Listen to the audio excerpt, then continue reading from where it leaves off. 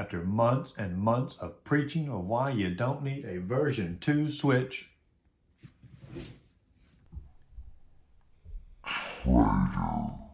Welcome to the Locals Channel. Thank you so much for tuning in today. Now, as I stated earlier, I have no plan whatsoever of ever getting a version 2 of the Switch. I was completely content and completely happy with my version 1 original Switch launch day edition, even though there's nothing different or special about the launch day edition. I had the launch day edition and I loved my Switch. And when the new Switch got announced, they said it had, I think, twice as long for battery life.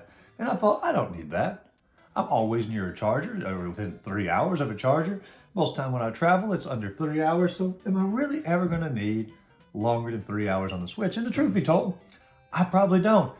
But a scenario finally arose where it just made the most sense to finally break down and get the version 2 of the Switch. It's story time. It all began the other day. I was playing Super Smash Bros. Ultimate, of course, on the Switch. Well, where else would I play it? And as I was playing the game, I was doing, dominating per usual.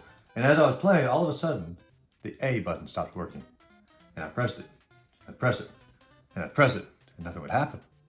And then, all of a sudden, it would just automatically press. Yeah, I was doing nothing. But the A button, it just continued to press. No matter what I did, the A button continued to press.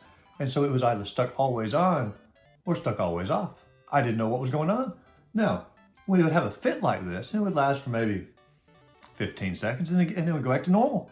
And it would probably be normal 90% of the time, but at 10% of the time on Smash Ultimate, it was enough to wreck my game. It was destroying me.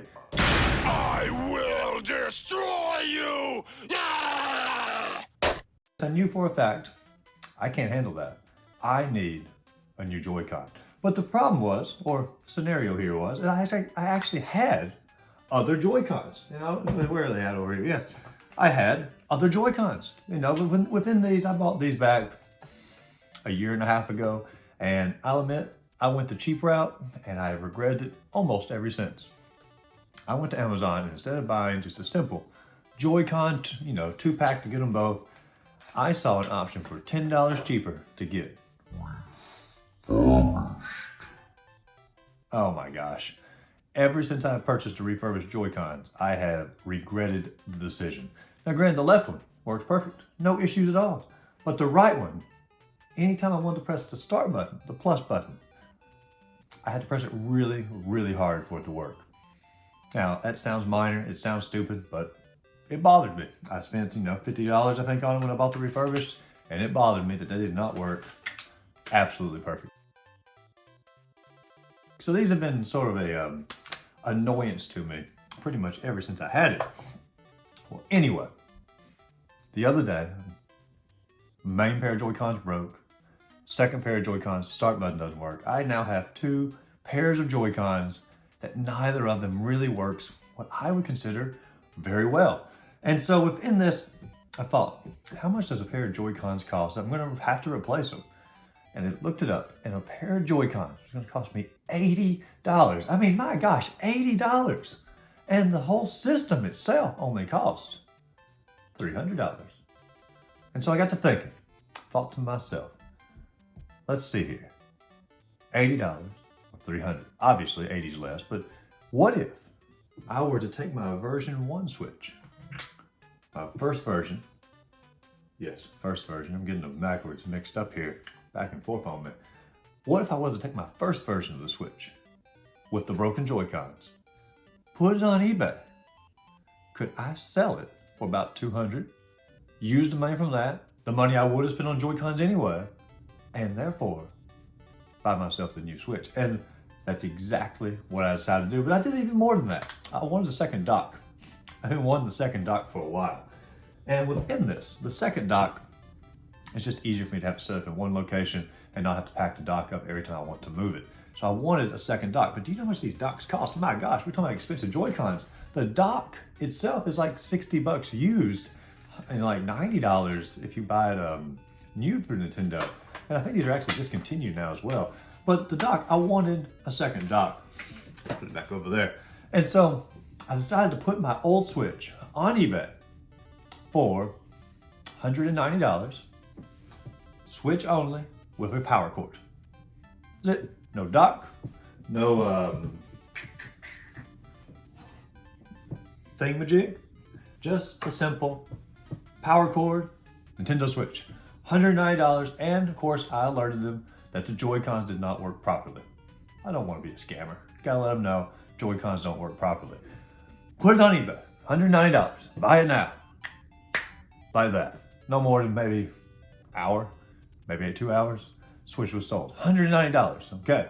So I took the $190, added in my $30.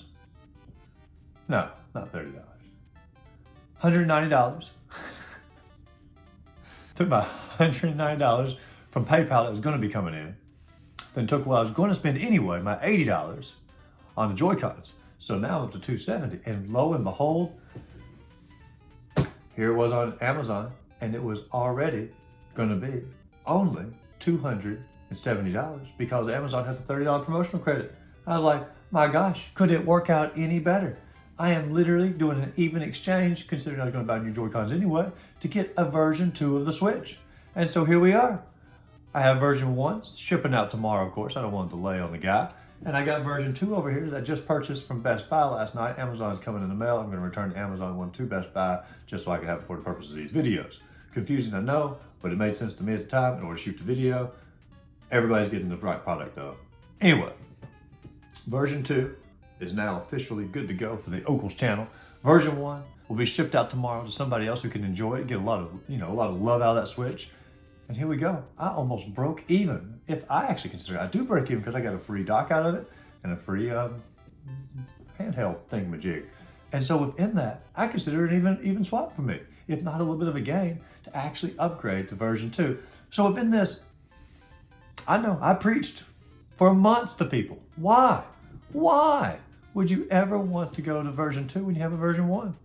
But when a scenario like a broken Joy-Con arises, it honestly just makes the most sense. So my recommendation to anyone watching this channel, if your Joy-Cons break on your Switch, have no fear. Plop it on eBay, sell it off. You'll get about, I'd say if you put the dock in there with it, about $230 for it. Take that money, the money you would spend on Joy-Cons anyway, and buy yourself a version 2.0 of the Switch. This is the easiest, it makes the most sense route to go. Would I have ever upgraded if my Joy-Cons hadn't broken? Probably not, because I was on that train where I was telling everybody, don't upgrade. There's no reason to, but now I've got to experience a new one. And granted, it feels exactly the same. It plays exactly the same. It loads exactly the same, but I have the peace of mind knowing that that Switch can last me twice as long. If I'm on an airplane, I don't have to worry about, oh my gosh, my battery's dying. I'm good, no matter what. Well, to a time extent. Regardless, that's my story of why I finally upgraded to version 2 of the Switch, despite all of my unnecessary preachings about it. That's why I finally decided to upgrade to version 2. But all the content from here on out will be on the version 2. The Switch content anyway, PlayStation content, that'll be on the PlayStation 4. Naturally, of course, I'm not going to do PlayStation on the Switch. But what if I could do the PlayStation on the Switch? Anyway, thank you so much for tuning in today, guys. If you enjoyed the content, be sure to like and subscribe to the channel. And as always, go out there, find a great game to play, and just have a great rest of the day.